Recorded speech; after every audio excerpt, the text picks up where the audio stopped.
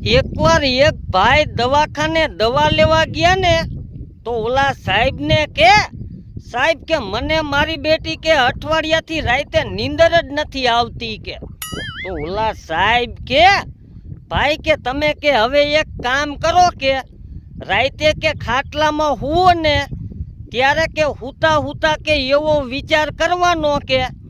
આમ કે આગળ કે ઘેટાની લાઈન હાલી જતી હોય ઈ એક પછી એક કે ઘેટું ગણતું જવાનું એટલે કે ઘેટા ગણતા ગણતા તમને નીંદર આવી જાય છે કે પછી આ ભાઈએ રાતે 2:30 વાગે ઓલા સાહેબને ફોન કર્યો